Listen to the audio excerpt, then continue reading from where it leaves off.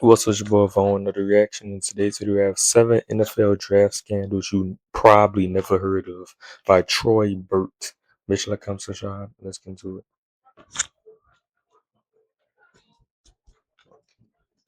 Draft, we're doing a quick tour through 7 of my favorite NFL draft scandals that you may have never heard of. These stories span from 1964 to 1999, and we start with my favorite, Operation Babysitter and the Otis Taylor Hotel Escape. In the 1960s, a rival football league called the AFL started up to compete with the NFL. For 6 years, these leagues went to war over every single college prospect, driving rookie salaries through the roof as both leagues tried to sign guys right from underneath each other's noses. Back then, both the AFL and NFL could draft the exact same player, and then the player would choose which league to sign with based on whoever gave them the best deal. So in 1964, Commissioner Pete Rozelle, with a nudge from Rams owner Dan Reeves, approved one of the most deranged operations in the history of professional sports to prevent the AFL from signing these draft picks. As you may have guessed, they called it Operation Babysitter. The NFL recruited about 90 local salesmen that were located around college football programs and turned them into a small army of professional kidnappers. Each one of these salesmen was armed with pre-filled NFL contracts and personal checkbooks for instant bonus payments and to wine and dine prospective players, all with one singular goal in mind. They needed to find the best college football players in the country,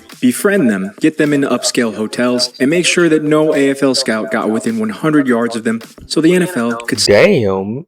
Yeah, they basically kidnapped them niggas. But they ain't do no evil thing. They ain't do nothing evil though. sign them first. And crazily enough, the plan actually worked. Burt Rose, who was the Rams executive who was running the whole thing, later said that the NFL was able to lock up all but 5 or 6 of the 90 players that they targeted across the whole league that year. But the most notable draft story to come out of this was actually one of the prospects that the NFL couldn't hold on to. A player by the name of Otis Taylor was a coveted 6'3" receiver out of Prairie A&M, and he was drafted by both the AFL's Kansas City Chiefs and the NFL's Philadelphia Eagles. The NFL got a hold of Taylor What the fuck? and his teammate Seth So the Chiefs was an AFL team?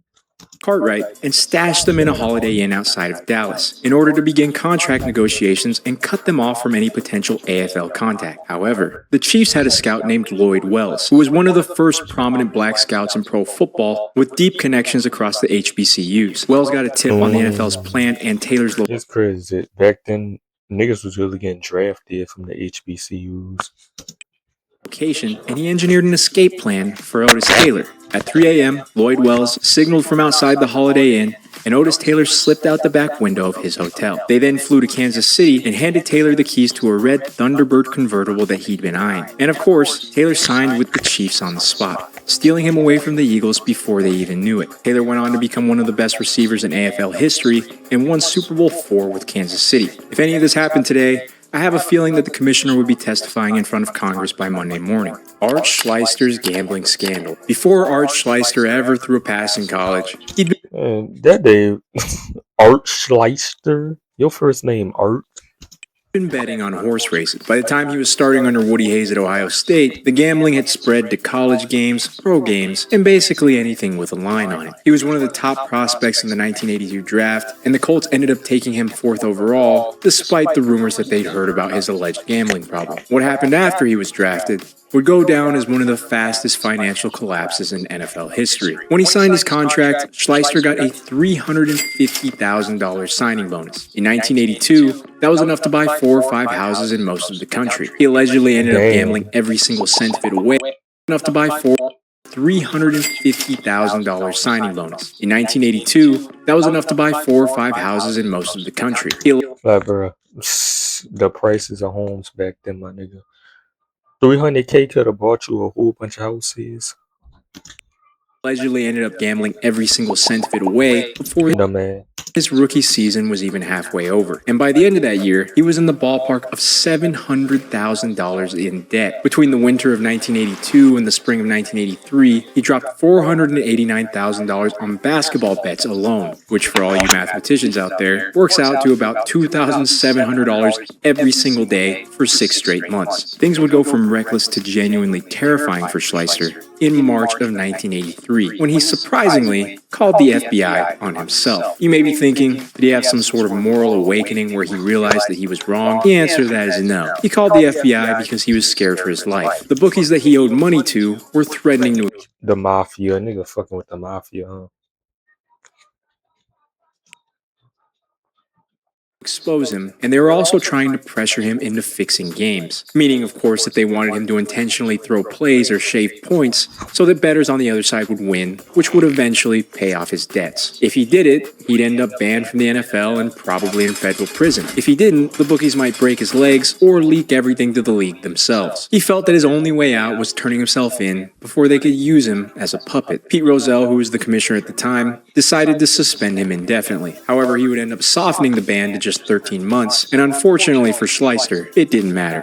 When he ended up returning to the NFL, the gambling never stopped, and the Colts would go on to cut him in 1985. During his NFL career, he only started in 6 games, all of which were losses, and he finished his career with a 42.6 passer rating. After the NFL, the gambling continued to be a problem for Schleister. He was eventually found guilty of fraud and stolen money, which would eventually result in prison time. The Colts drafted him to be the savior of their franchise, and he sadly spent more years in prison than he ever did in the Colts huddle. Before we get to the rest, SARS supplemental That draft nigga was Brandon Sorsby. That's the same shit Brandon Sorsby going through.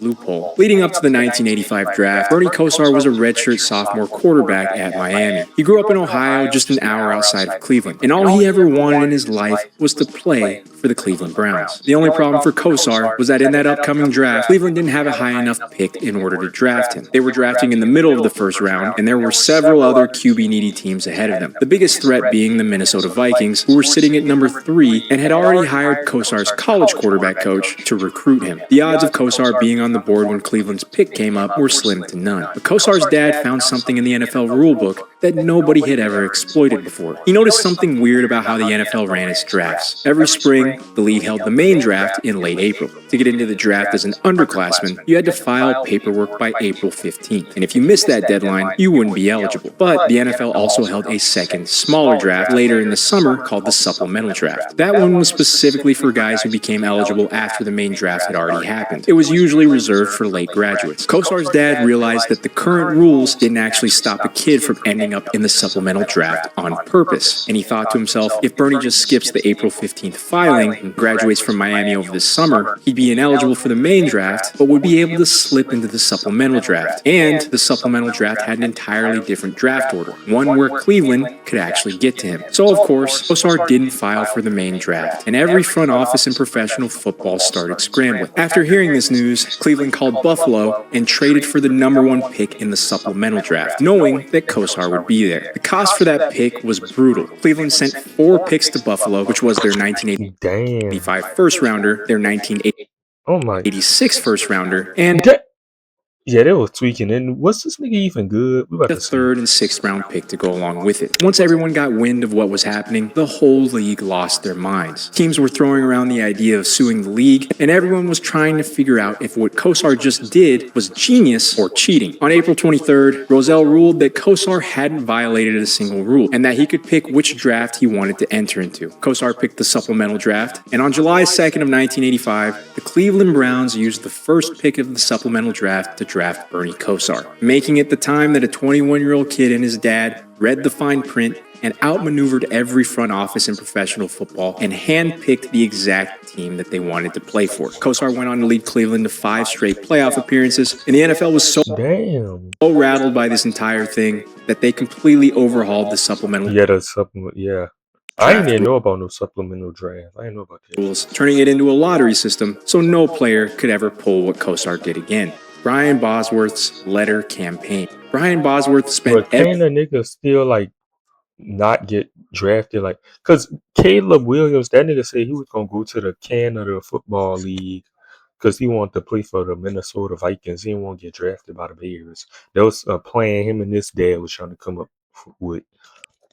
Every waking moment, making sure that the entire country knew his name. He was an Oklahoma linebacker who had already failed a steroid test and gotten himself banned from the 1987 Orange Bowl. And somehow, that only made him more famous. Before the 1987 supplemental draft, Bosworth personally mailed letters to 23 out of the 28 NFL teams, including Seattle, telling them "Do not draft me." He listed the only 6 teams that he'd be willing to play for were the Giants, Jets, Rams, Raiders, Eagles, and Bucks. Seattle would go on to win the weighted supplemental draft lottery, and they landed the first pick, which cost them their entire 1988 first-round pick, and then they took Bosworth. Boz responded by holding a press conference in Manhattan, and he told reporters that playing for the Seahawks would be hypocritical and publicly listed his preferred trade destinations. Despite all of his posturing, he would go on to sign a 10-year, $11 million deal, which was the biggest rookie contract in Damn. NFL history at the time. Bosworth wouldn't live up to the hype of his rookie deal, and the moment he may be most known for came on Monday Night Football when he got ran over by Bo Jackson. Bo would go on to finish the game with 221 yards and 3 touchdowns, and the clip of him trucking the Boz became more famous than anything Bosworth actually did as a football player. His entire Seahawks Man, I thought that shit was about to be a nasty truck. That wasn't that bad. The nigga stood up. He was still up. career only lasted 24 games before shoulder injuries ended it early.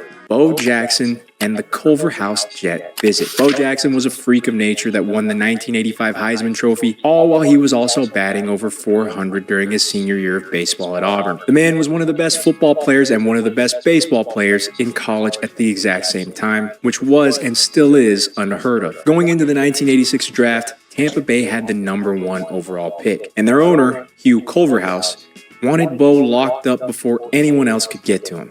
Culverhouse arranged a private jet to fly Bo down to Tampa for a physical and a workout. But before Bo would ever agree to step foot on that plane, he had one question that he needed answered. He wanted to know if this trip would mess up his NCAA eligibility. Back then, college athletes weren't allowed to accept anything of value from pro teams. Any sort of flights or meals or hotel stays could get you banned from playing your college season. Bo still had a baseball season left at Auburn that he was dead set on playing and didn't want to risk. And according to Bo, the Bucks told him that everything had been cleared and he was safe to take that flight. So on March 25th of 1986, Bo got on the plane, but the trip had never actually been cleared with the SEC or the That boy holding the white owner. NCAA. And because of that, Bo was ruled ineligible, which meant his entire senior season of baseball was gone. Bo has always believed that the Bucks knew that that trip would cost him his eligibility and went through with it anyway in order to push him out of baseball into football full time. The Bucks organization has denied that for decades, but whatever the actual intent was, the result was the exact same. Bo lost his last college baseball season, and he fully blamed Tampa Bay. Most guys in that situation would be furious, and maybe they'd want to hold out for a bigger contract, but not Bo Jackson. Bo wanted revenge. When Culverhouse came back with an offer reportedly worth over $7 million, Bo gave a 5-word response. Draft me and find out. Tampa Bay went on to draft Damn. him first overall, and Bo never signed with them. It's reported that he never even picked up the phone. He ended up signing with the Kansas City Royals and went to play baseball. The Buccaneers, who had just used the #1 pick in the entire NFL draft, got Ooh, I know that card expensive as fuck. Bojack, let's see. Ooh, I know that bitch expensive.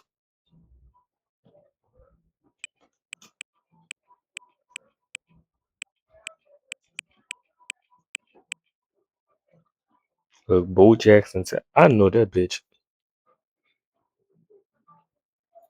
Oh my gosh, 20K. Bo Jackson MVP card. Oh my gosh. Oh my god, 50K. This is baseball cards.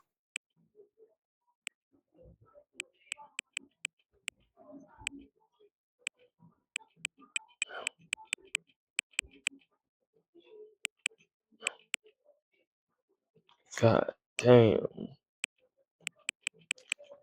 I wish I had money, bro. Like Logan Paul, I would be buying mad, like buying mad shit like this. Let's see, 50K. Oh my gosh, I'll buy that bitch too.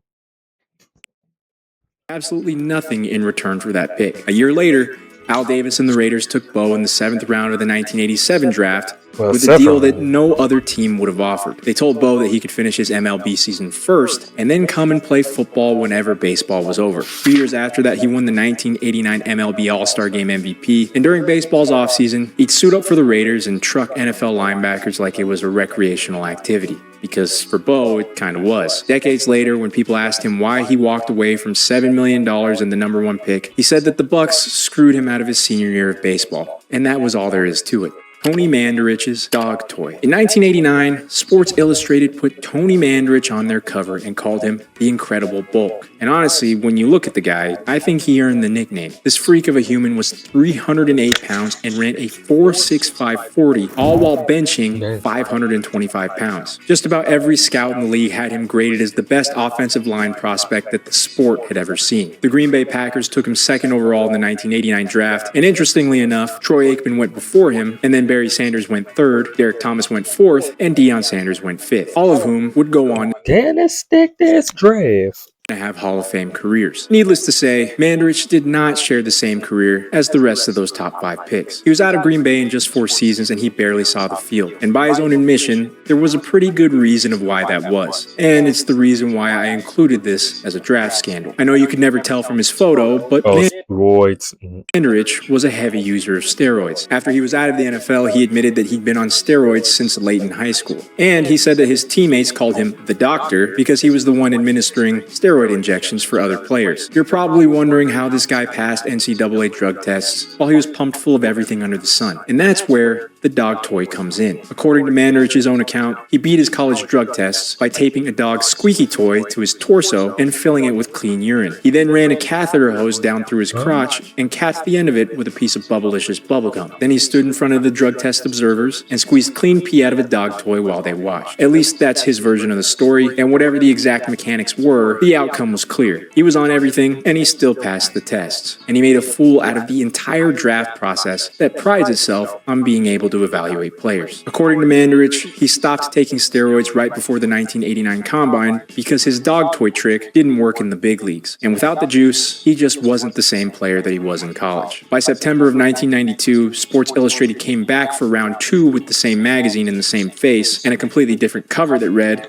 "The NFL's Incredible Bust. The Ditka Wedding Dress Trade." Months before the 1999 draft, Saints head coach Mike Ditka showed up to the NFL owners meeting and told anyone who would listen that he would trade his entire draft for Texas running back Ricky Williams, who was the reigning 1998 Heisman Trophy winner. He compared Williams to Walter Payton and said it out loud at league meetings where every single general manager in football could hear him. And on draft day, Ditka showed that he wasn't all talk, and he made good on his word. The Saints traded all 6 of their 1999 draft picks, including the first rounder at number 12.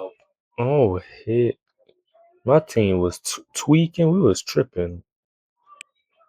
Along with the 3rd, 4th, 5th, 6th, and 7th rounders, in addition to next year's future first Who did them players turn into? and 3rd round picks. To break that down even further, the entire package was 8 total draft picks to move from number 12 in the draft to number 5 just to take Williams. Around the league, the trade was facing heavy criticism for giving so many picks for a singular player, especially on a Saints team that most would agree wasn't one player away from being great. And by August, the trade had become a national punchline. ESPN the magazine put Ditka and Williams on the cover in a concept that captured the absurdity of the entire move, with Ditka in a tuxedo and Ricky Williams in a wedding dress. Photographer Greg Heisler pitched the idea, and Ditka only agreed to shoot it on the condition that he wouldn't be the one wearing the dress. As for how Ricky's You weird in a bitch. Humiliation with you. first season as a Saint played out, it was every bit as bad as that ESPN cover. Ricky missed 4 games to injury and rushed for 884 yards on a disappointing 3.5 yards per carry. And the problems didn't end there. Ricky's career turned out to be injury-riddled and The famously nigga was smoking weed. complicated by marijuana-related suspensions and cut short by multiple retirements. All while Edgerrin James, the running back the Colts drafted just 1 pick ahead of Williams, went on to rush for over 12,000 yards and ended up in the Hall of Fame. The Saints finished 3-13 in Ricky's first season. Mike Ditka was fired, and because the New Orleans Saints had posted one of the worst records in football, the 2000 first rounder that they'd given to Washington landed at number 2 overall. Mike had burned his entire coaching reputation to the ground just to put a ring on a running back. And that wraps up our tour of 7 All them picks for a fucking running back. Yeah, we was tweaking. Make sure to come subscribe and deuces.